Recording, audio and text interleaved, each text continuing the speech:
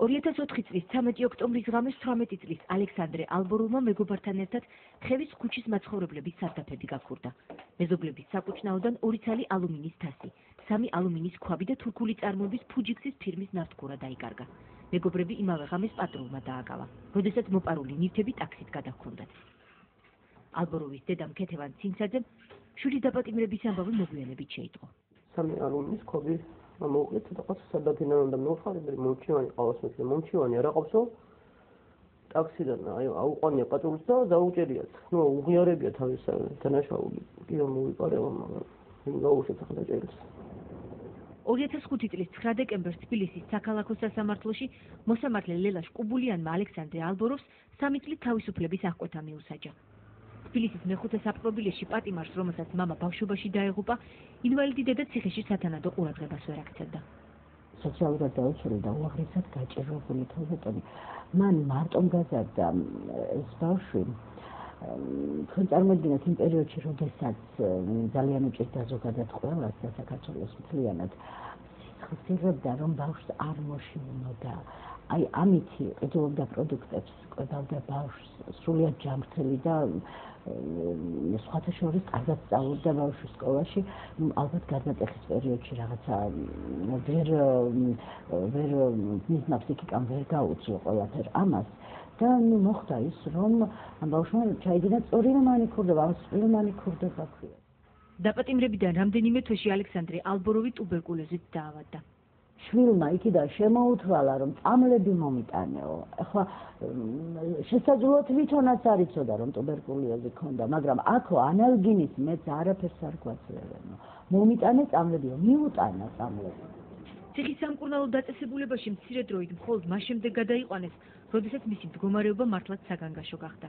არასათანადო მკურნალობის გამო მას ტუბერკულოზის რეზისტენტული, ანუ მდგრადი ფორმა ჩამოუყალიბდა. თუმცა ავადმყოფობის ისტორიიდან ირკვევა, რომ ალექსანდრე ალბოროვს ციხის საავადმყოფოში არ უმკურნალეს. უწამლოც იყო ბავშვი. რო გადაიყვანეს რეზბალინცაზე რო გადაიყვანეს, მარტო გლუკოზას უკეთებდნენ. არანაირად სხვა წამლებს იმას არ უკეთებდნენ.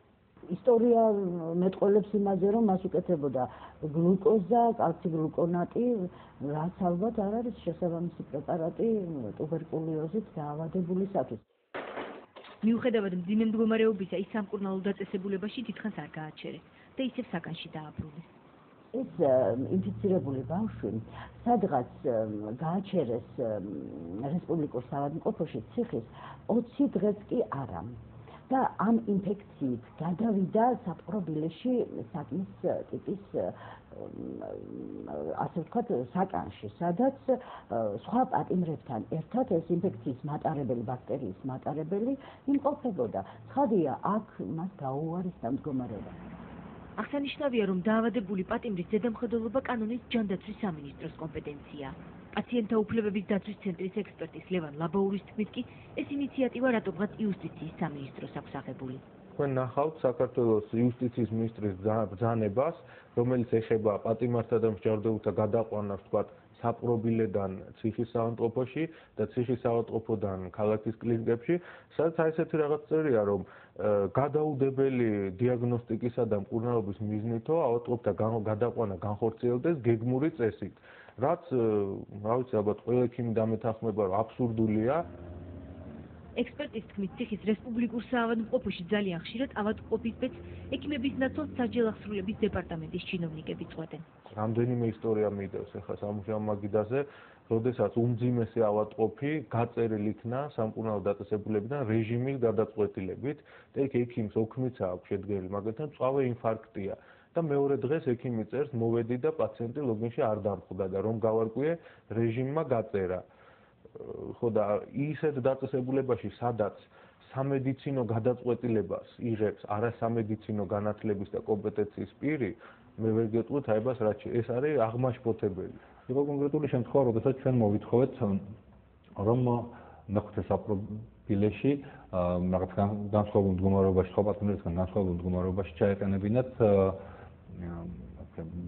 ეპილეფსიანი ავადმყოფები. რატომ?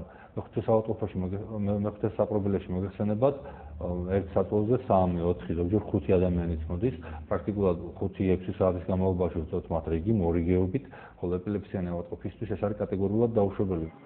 სახალხო დამცველის რეკომენდაცია სასჯელ აღსრულების დეპარტამენტმა საავადმყოფოში ადგილის სიმცირის გამო არ დააკმაყოფილა. მოდროს წინაღმოაჩინეთ თქვათ დღეს როდესაც კანონიერი ქურდების და კრიმინალური ავტორიტეტების წინააღმდეგ ესეთი გამძაფრებული ბრძოლა არის, ჩვენ აღმოვაჩინეთ ერთ-ერთი ესეთი კრიმინალური ავტორიტეტი ციხის რესპუბლიკურ საავადმყოფოში ოროთახიან ასობნიაკში ასე დავარქვათ, რომელსაც თავზე ადგას ეგრეთ წოდებული შნიერი და უნიავები და ძილის დროს, რომელიც იყო იქ ხალიჩებით მორთულ ოთახში, გამათბობლით, თერმექსით, ცხელი წყლით, აბანოთით, დიდი ფერადი ტელევიზორით და რასთავარი ის არ იყო ავად.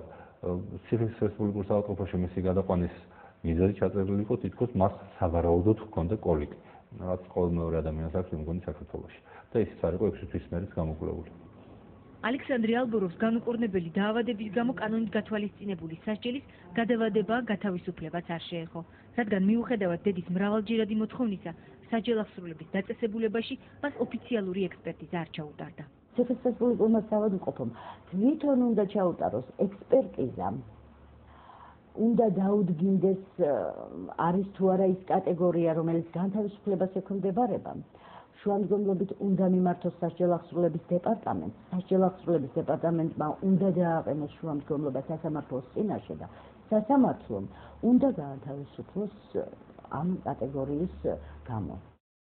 19 წლის ბიჭი, რომელიც 25 კილოგრამს გაიწონიდა და სიცოცხლის უკანასკნელ დღეებს ითვლიდა, სახელმწიფოსაგან ექსპერტიზის ჩატარებას და მისი ავადმყოფობის დადასტურებას ამოუდელოდა. ალექსანდრე ტუბერკულოზის ეროვნულ ცენტრში უმაკვდავი გადაიყვანეს. რო შევედა ბავშვი ნახე უკვე იკვდებოდა.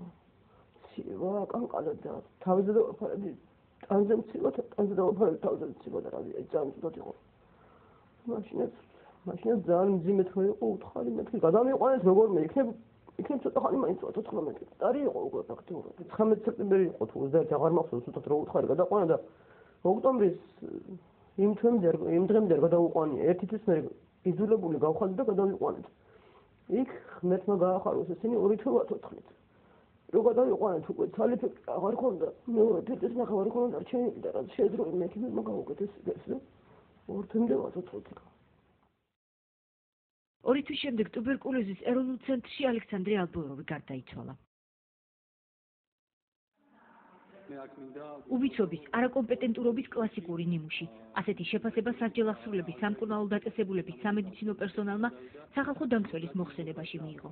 პატიმრების გახშირებულმა საჩივრებმა სოზარ სუბარს იქ არსებული მდგომარეობის შესწავლა გადააწყვეტინა. რატომ არ ვიცი, მაგრამ შედეგი ჩანს, შედეგი არის ის, რომ სახელმწიფოს არ აინტერესებს ადამიანის სიცოცხლე და ადამიანის ჯანმრთელობა. თუ ის არის მსჯავრდებული. თითქოს რაღაცა ეს არის დავიწყებული საზოგადოება, რაც მალე დატოვებენ ამ ქვეყანას მით უკეთესია. ესეთი არის ის, რაც შედეგი ჩანს. ესე ფიქრობენ თუ რამე სხვა მიზეზია, ნამდვილად არ ვიცი. სახალხო დამცველის აპარატმა გარდაცვლილი პატიმრების ავადმყოფობის ისტორიების შესწავლა დაიწყო. ექსპერტიზას ლევან ლაბაური ხელმძღვანელობდა. მათ თავდაპირველად ავადმყოფობის ისტორიების შესწავლა და სიკვდილის შემდეგ ჩატარებული ექსპერტიზების ანალიზი დაიწყეს. ის პირველადი დიაგნოზები, რაც ქვეყნდება სამინისტროს მიერ და შემდგომ აი ექსპერტიზის დასკვნებშია მოცემული, რადიკალურად განსხვავდება ერთმანეთისგან, თუმცა აქ არის მეორე პრობლემაც. უკვე კვალიფიციურობა თვითონ აი სასამართლო სამედიცინო ექსპერტიზის დასკვნის შედგენისა. 2007 წელს საქართველოში პატიმართა რეკორდული რაოდენობა დაფიქსირდა. თუ ბოლო 13 წლის მანძილზე დაპატიმრებულთა რიცხვი ყოველწლიურად 6-დან 10,000-მდე მერყეობდა, 2007 წელს პატიმართა რიცხვმა 19,000 მიაღწია. ევროპის წამების საწინააღმდეგო კომიტეტის მონაცემებით, მონიტორინგის პერიოდში თბილისის ნომერ მეხუთე საპყრობილეში პატიმართა რაოდენობა დასაშვებ ზღვარს 400%-ით აღემატებოდა. დამოუკიდებელი